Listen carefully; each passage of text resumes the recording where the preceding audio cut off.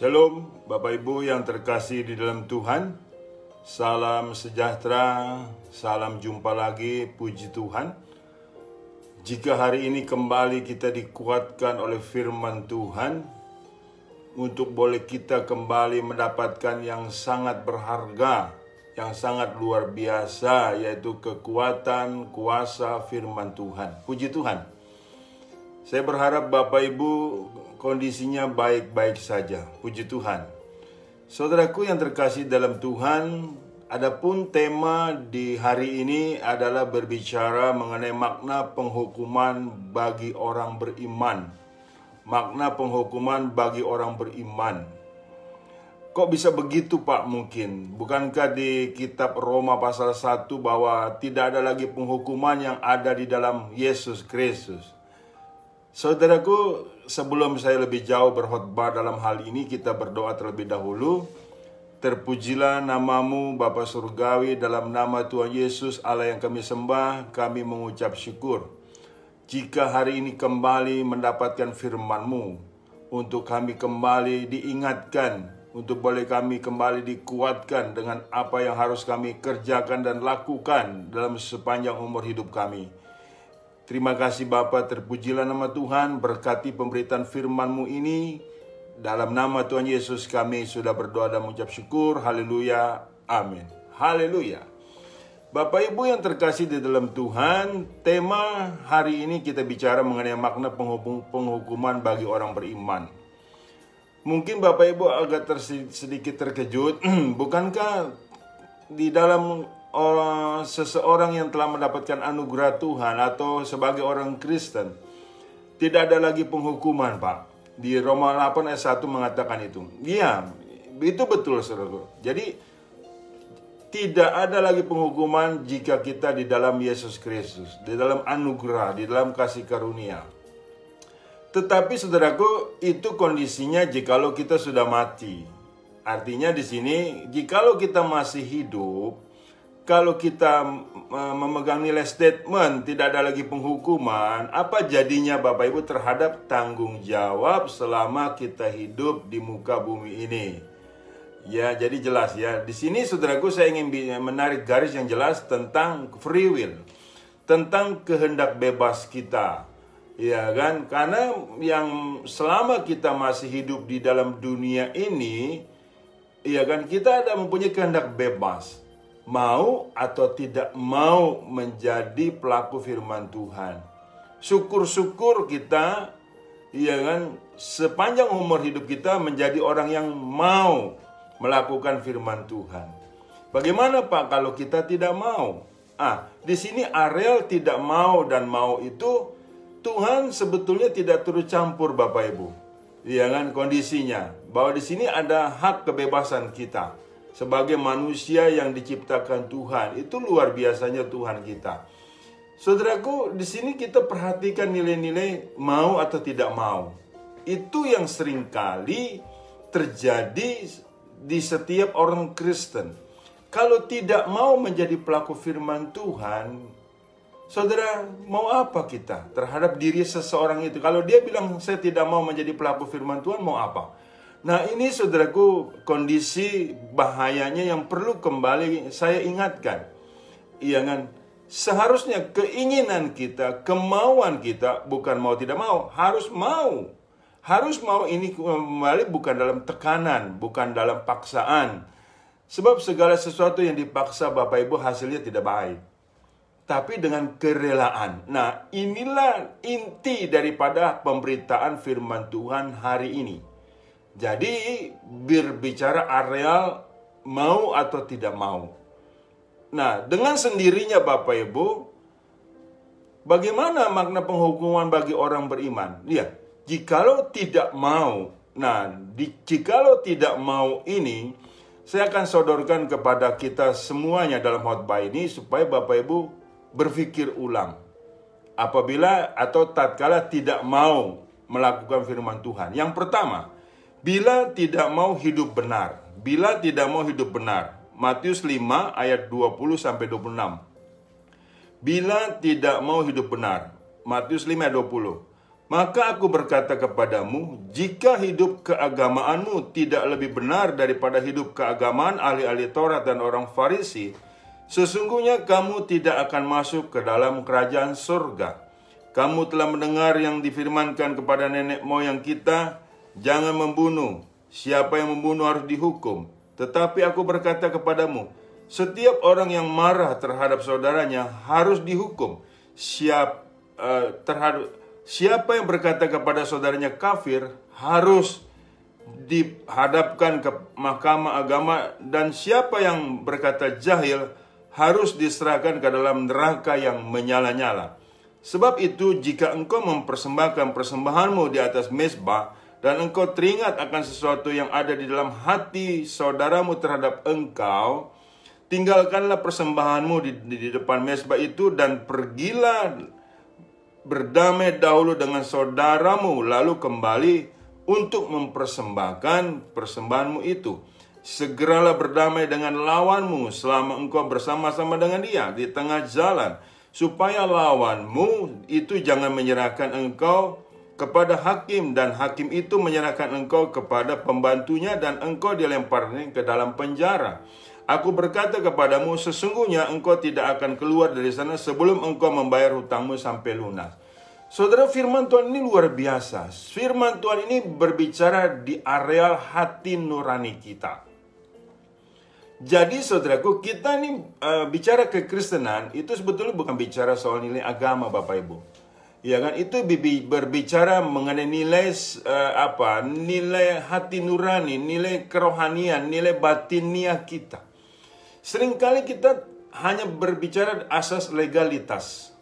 Asas legalitas. Jadi asas hanya ya sembahyang, ke gereja, berdoa, kemudian saudaraku melayani. Itu hanya asas legalitas, tapi hati kita siapa yang tahu? Nah, disinilah saudaraku kegerakan kita mau dengan sukarela mengampuni, mau hidup benar, saudaraku, itu harus datangnya dari diri kita sendiri berdasarkan kita merespon anugerah Tuhan. Jadi ini luar biasa sekali firman Tuhan ini, Bapak Ibu. Jadi tatkala kita kalau tidak mau, di sini jelas Bapak Ibu tinggal hitung saja resikonya. Iya kan? Kalau kita tidak mau melakukan firman Tuhan, seluruh firman Tuhan, itu ada nilai-nilai penghukuman, ada nilai-nilai punishment. Jadi jangan bercanda dengan kondisi dan jangan membiarkan dengan kondisi kita yang istilahnya bebal, saudaraku.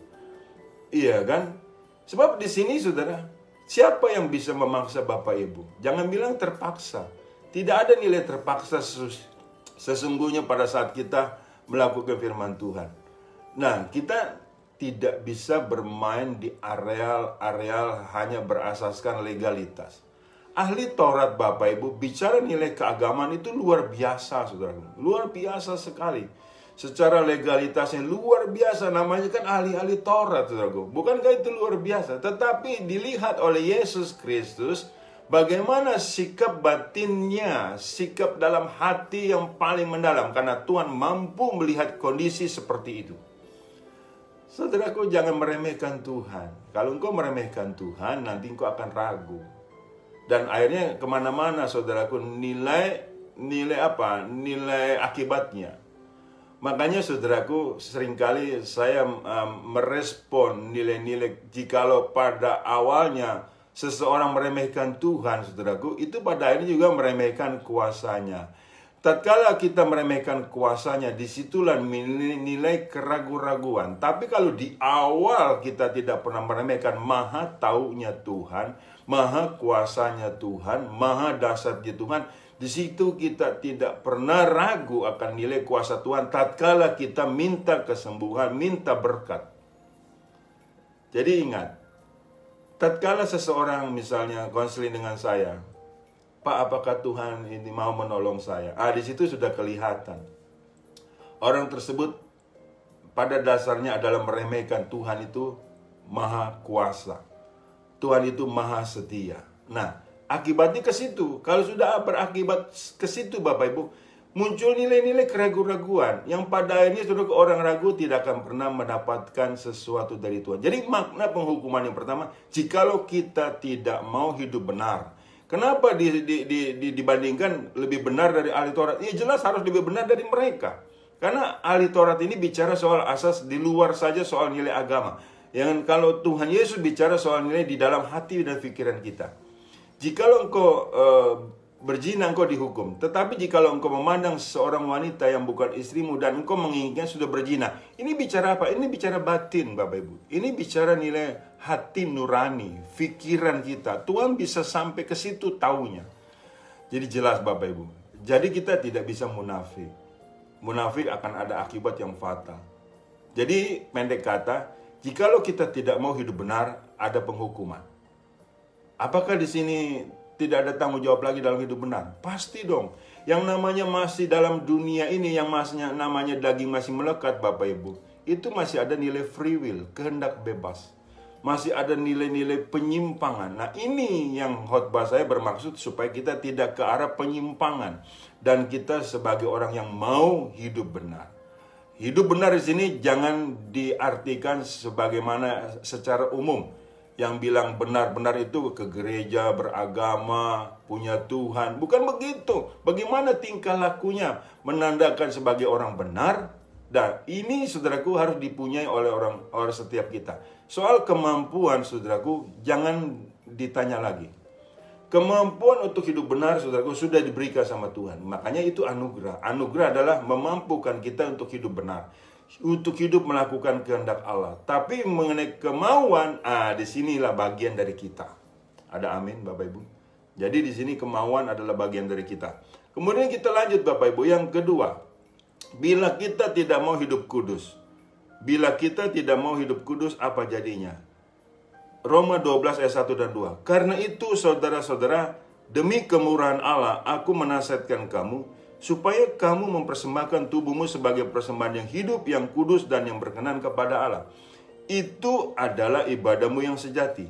Janganlah kamu menjadi serupa dengan dunia ini, tetapi berubahlah oleh pembaharuan budimu, sehingga kamu dapat membedakan manakah kehendak Allah, apa yang baik, yang berkenan kepada Allah, dan yang sempurna. Di sini berbicara bahwa kita harus mengerjakan nilai-nilai kekudusan. Nilai-nilai kekudusan sudah ada pada kita, tinggal kita diterapkan, menerapkan, mengimplementasikan hidup kudus. Nah, di sini drive-nya, daya dorongnya adalah mengenai free will kembali, mau atau tidak. Mau atau tidak? Kalau kita bilang tidak mau, ya tidak bisa. Jadi sama aja menolak anugerah Tuhan.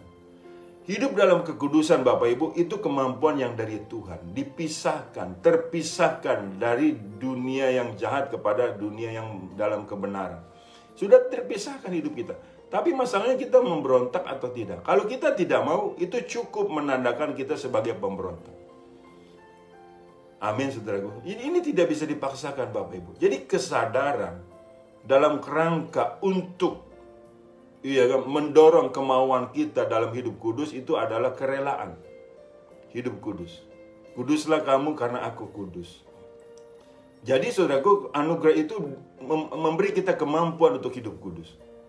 Karena kita sudah dipisahkan oleh Tuhan.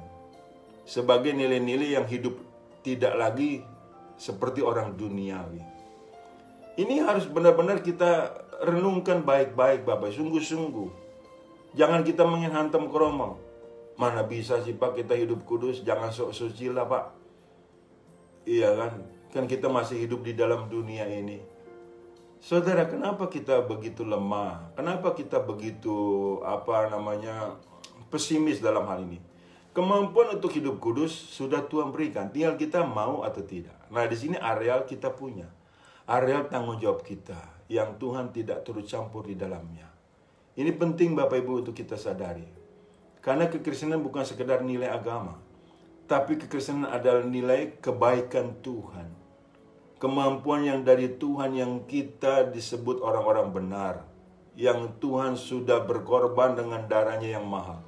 Jikalau kita sudah disebut sebagai orang benar, disinilah kita mau atau tidak mau untuk melaksanakannya. Ya kan? Itu bukan lagi tanggung jawab Tuhan, tanggung jawab kita, tanggung jawab Anda dan saya. Jadi bila kita tidak mau hidup kudus, akhirnya kita tidak bisa melihat Tuhan. Jadi Matius 5 ayat 8, berbahagialah engkau yang suci hatinya, engkau dapat melihat Tuhan. Jadi kita kalau nggak bisa melihat Tuhan, artinya tidak bisa melihat jalan-jalannya, kebenarannya, dan hikmatnya, kita pasti berjalan dalam kegelapan yang paling gelap. Saudaraku, seberdosanya seseorang Kristen, sebetulnya di situ masih ada titik terang kasih Allah atas mereka. Jikalau belum terlambat. Tatkala kita bertobat dan mau dibentuk dengan apa yang Tuhan inginkan, hidup dalam kekudusan dan hidup tidak lagi menurut hal yang manusia lama, disitulah nilai kebangkitan rohani yang sangat luar biasa. Jadi Bapak Ibu, jangan sampai padamkan roh di dalam hatimu. Ini penting Bapak Ibu. Jikalau hari ini Anda mendengar firman Tuhan, segera bertobat. Mau diatur oleh Tuhan, mau hidup dalam kekudusan, dalam kesucian, sehingga hidupmu dipimpin oleh kehendak Roh Kudus, Roh kebenaran. Itu yang memimpin kita dalam seluruh kebenaran Tuhan. Haleluya. Puji Tuhan, yang penting di sini kita mau. Selanjutnya saudaraku, yang ketiga, bila tidak mau hidup mengampuni. Matius 18 ayat 21 sampai 22. Kemudian datanglah Petrus dan berkata kepada Yesus, Tuhan, sampai berapa kali aku harus mengampuni saudaraku jika ia berbuat dosa terhadap aku? Sampai 7 kali? Yesus berkata kepadanya, bukan, aku berkata kepadamu, bukan sampai 7 kali, melainkan sampai 70 kali 7 kali. Puji Tuhan. Petrus, saudaraku, tergopoh-gopoh datang kepada Yesus. Tuhan, berapa kali aku harus mengampuni saudaraku yang bersalah kepadaku? 7 kali. 7 kali itu nilai yang dipakai oleh Petrus. Dianggap itu sudah bagian dari cukup. Sangat cukup 7 kali kalau bagi orang Yahudi, Bapak Ibu. Sangat cukup. Iya, makanya sebetulnya saudaraku, bagi orang-orang Yahudi itu tingkat dendamnya tinggi sekali Bapak Ibu. Iya kan, makanya di situ di dalam perjanjian lama itu dipisahkan nilainya. Mata ganti mata, gigi ganti gigi. Hanya sebatas itu. Sebab mereka itu kalau sudah marahan, kalau sudah ingin balas dendam, itu bukan hanya seseorang yang bersalah sama dia untuk dimatikan, tetapi untuk semua bagian dari keluarganya. Makanya di situ mata ganti mata, gigi ganti gigi. Nah, di sini di dalam Yesus Kristus tidak boleh ada lagi dendam, tidak boleh ada lagi sakit hati, dan harus mengampuni. Nah, Petrus berpikir 7 kali sudah cukup bagi dia untuk mengampuni. Tapi Tuhan, saudaraku, menjawabnya, aku berkata kepadamu, bukan sampai 7 kali, melainkan sampai 70 kali 7 kali. Dihitung-hitung sama orang yang menghitungnya adalah 365 kali mengampuni. Jadi 365 kali berarti kan 365 hari, itu 1 tahun. Jadi setiap hari kita harus mau mengampuni orang yang bersalah kepada kita. Nah, bagaimana saudaraku? Jikalau satu pun hari ini kita tidak mampu mengampuni. Bukan tidak mampu sebetulnya, tidak mau mengampuni. Saudara, ini seringkali dibebankan sama pendeta. Itu curangnya jemaat. Pak Pendeta, doakan saya agar saya mampu mengampuni orang tua saya. Saya bilang sama dia, soal kemampuan mengampuni itu bukan urusan pendeta. Itu urusan dirimu sendiri. Mau atau tidak. Ini penting Bapak Ibu, untuk kita sadar. Banyak orang yang sudah mampu mengampuni, tapi tidak mau ngomong apa. Mau ngomong apa? Iya toh? Mau ngomong apa Bapak Ibu? Ini nggak bisa dipungkiri. Kalau kamu tidak mau ngomong sama 1000 pendeta juga nggak bakal tersalur nilai pengampunanmu. Engkau tidak akan pernah memberi pengampunanmu. Jadi saudaraku, lebih berkat memberi daripada menerima. Itu nilai dari hati nurani kita. Mau atau tidak memberi pengampunan, melepaskan pengampunan. Jadi bukan 7 kali Bapak Ibu, 365 kali. Di sini berarti di sini terkikislah nilai dendam kita. Terkikislah nilai sakit hati kita. Terkikislah habis nilai-nilai saudaraku ketidakbenaran kita. Masalahnya mau atau tidak mau kita mengampuni. Kalau saya tidak mau mengampuni, Pak, ya engkau tidak diampuni. Iya kan? Jadi jangan sampai bikin telur dulu apa ayam dulu. Dia dululah Pak mengampuni saya baru mau mengampuni. Tidak bisa. Jikalau engkau tahu kebenaran ini, engkau dulu yang bertindak, mau mengampuni. Iya kan? Sebab di dalam Kristus, engkau sudah diampuni. Kalau engkau sudah diampuni, engkau harus mau mengampuni dong. Iya dong, itu kan realitasnya. Itu kan fairnya saudaraku. Jadi kita tidak bisa, kita sudah diampuni sama Tuhan, kita tidak mau mengampuni, ya curang. Tidak bisa. Jadi yang tadi ketiga Bapak Ibu, jika kita tidak mau hidup mengampuni, itu cukup berbahaya. Amin. Jangan dendam Bapak Ibu. Kalau dendam, tidak bisa masuk surga. Karena kita tidak mau mengikuti, mengasihi Tuhan di dalam hidup kita. Kasihilah Tuhan Allahmu dengan segenap hatimu, dengan segenap jiwamu, dengan segenap akal budimu, dengan segenap kekuatanmu, dan kasihilah sesamamu seperti engkau mengasihi dirimu sendiri. Yang terakhir, saudaraku, yang tadi saya katakan firman Tuhan, bila kita tidak mau mengasihi. 1 Korintus 13 ayat 3-13. Dan sekalipun aku membagi-bagikan segala sesuatu yang ada padaku, bahkan menyerahkan tubuhku untuk dibakar, tetapi jika aku tidak mempunyai kasih sedikit pun, tidak ada faedahnya bagiku. Kasih itu sabar, kasih itu murah hati, ia tidak cemburu, ia tidak memegahkan diri dan tidak sombong. Ia tidak melakukan yang tidak sopan dan tidak mencari keuntungan diri sendiri. Ia tidak pemarah dan tidak menyimpan kesalahan orang lain. Ia tidak bersukacita karena ketidakadilan, tetapi karena kebenaran. Ia menutupi segala sesuatu, percaya segala sesuatu, mengharapkan segala sesuatu, sabar menanggung segala sesuatu. Kasih tidak berkesudahan, nubuat akan berakhir, bahasa roh akan berhenti, pengetahuan akan lenyap. Sebab pengetahuan kita tidak lengkap dan nubuat kita tidak sempurna. Tetapi jika yang sempurna tiba, maka yang tidak sempurna itu akan lenyap. Ketika aku kanak-kanak, aku berkata seperti kanak-kanak, aku merasa seperti kanak-kanak, aku berpikir seperti kanak-kanak. Sekarang sesudah aku menjadi dewasa, aku meninggalkan sifat kanak-kanak itu. Karena sekarang kita melihat dalam cermin suatu gambaran yang samar-samar, tetapi nanti kita akan melihat muka dengan muka. Sekarang aku hanya mengetahui dengan tidak sempurna, tetapi nanti aku akan mengenal dengan sempurna seperti aku sendiri dikenal. Demikianlah tinggal ketiga hal ini, yaitu iman, pengharapan, dan kasih. Dan yang paling besar diantaranya ialah kasih. Ya jelas, kasih yang paling besar. Kasih meliputi tidak cemburu, tidak dendam, saudaraku, dan banyak lagi, saudaraku, ya kan? Luar biasa, saudaraku. Jadi jikalau kita tidak mau mengasihi nilai-nilai yang paling dasar dalam kebenaran, dalam sifat Allah ini, yang Allah adalah kasih, hilang di dalam diri kita jikalau kita ada dendam, jikalau kita tidak mau mengasihi. Iya, tinggal Bapak Ibu baca ulang saja mengenai kasih itu. Kasih itu tidak cemburu, tidak memegahkan diri, tidak sombong, tidak melakukan yang tidak sopan, tidak mencari keuntungan sendiri, tidak pemarah, dan tidak kalau ini hilang Bapak Ibu, iya kan? Kasih ini hilang, apa gunanya iman? Apa gunanya pengharapan kalau tidak punya kasih? Karena Allah adalah kasih, kita mengasihi Allah. Tadi itu yang saya kutip, kasihilah Tuhan Allahmu dengan segenap hatimu, dengan segenap jiwamu, dengan segenap akal budimu, dengan segenap kekuatanmu, dan kasihilah sesamamu seperti engkau mengasihi dirimu sendiri. Bayangkan kalau kasih itu dicopot, dibuang di dalam hidup kita. Saudara, yang tidak punya kasih adalah iblis.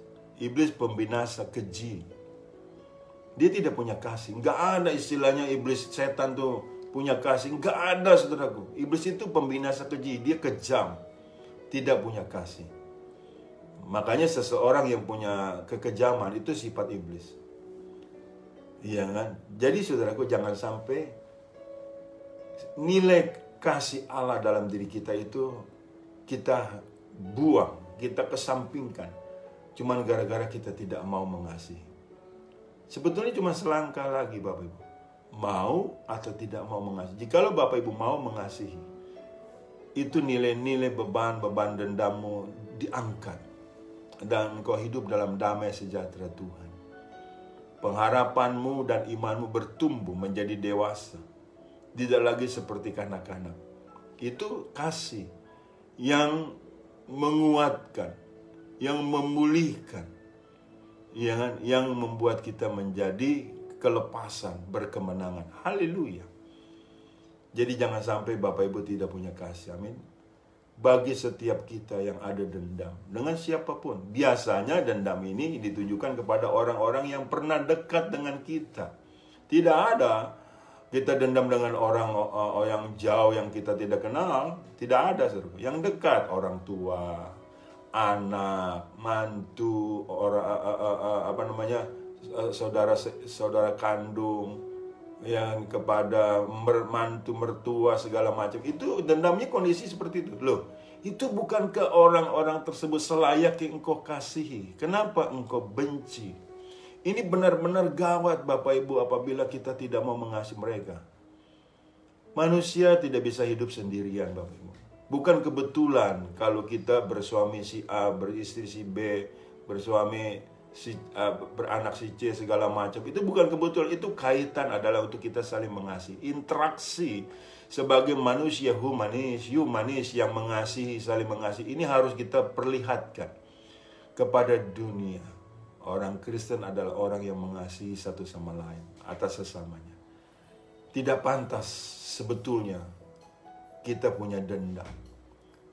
Ketidakpantasan kita adalah punya dendam, itu tidak pantas Bapak Ibu. Punya dosa, itu tidak pantas. Ya kan? Kita tidak pantas memiliki itu. Itu namanya memiliki dunia beserta isinya, kita akan binasa. Kita memiliki Tuhan, haleluya, yang adalah kasih.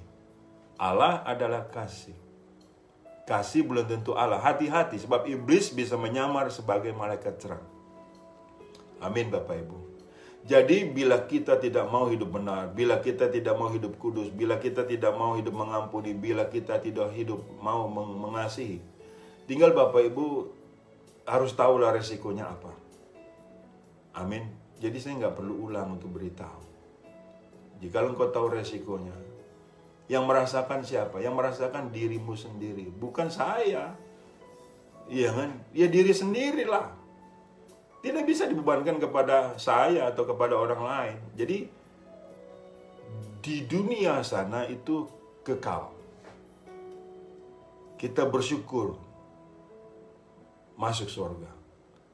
Kalau masuk neraka bagaimana? Nah ini. Jadi 4 bagian bila kita tidak mau yang tadi saya ungkapkan. Itu resikonya situ. Saya tidak mau di antara kita ada yang terhilang Bapak Ibu. Hati-hati. Kiranya firman Tuhan ini mengingatkan kita kembali sebagai nilai orang yang bertanggung jawab. Yang masih Tuhan berkenan kita dipanjangkan umur dalam hidup ini. Sampai kita berakhir. Dan berakhirnya hidup kita endingnya adalah tetap di dalam anugerah Tuhan. Tetap di dalam kasih karunia Tuhan yang sudah menyelamatkan kita. Tetap di dalam Tuhan Yesus Kristus. Haleluya. Amin. Tuhan Yesus memberkati. Saya berdoa. Terima kasih Tuhan, aku sudah menyampaikan kebenaran-Mu mengenai kehendak, mengenai kemauan dari hati kami, dari batin kami yang paling dalam. Biarlah kami selalu dituntun dan mau untuk menjadi pelaku firman-Mu. Sehingga kami bagian dari orang-orang yang setia sampai mati. Saya percaya Tuhan, firman Tuhan ini tidak pernah kembali dengan sia-sia. Berkati kami semuanya. Berkati dimanapun jemaat-Mu berada yang bisa dan yang telah mendengar firman-Mu ini. Jangan biarkan mereka terhilang. Tuhan selamatkan mereka, seluruh keturunan mereka dalam keselamatan di dalam Tuhan Yesus Kristus. Dan di dalam nama Tuhan Yesus Kristus aku sudah berdoa mengucap syukur. Haleluya. Amin. Bapak Ibu yang terkasih dalam Tuhan, terimalah berkat dari Allah Bapa, di dalam cinta kasih Tuhan kita Yesus Kristus, dan di dalam persekutuan dengan Roh Kudusnya yang selalu menyertai kita. Mulai dari saat ini sampai Maranatha, Tuhan Yesus datang kedua kalinya menjemput kita dalam kemuliaannya, dan kita pun layak menerima kemuliaan Tuhan dari kekal sampai kekal. Tuhan Yesus memberkati. Shalom. Haleluya.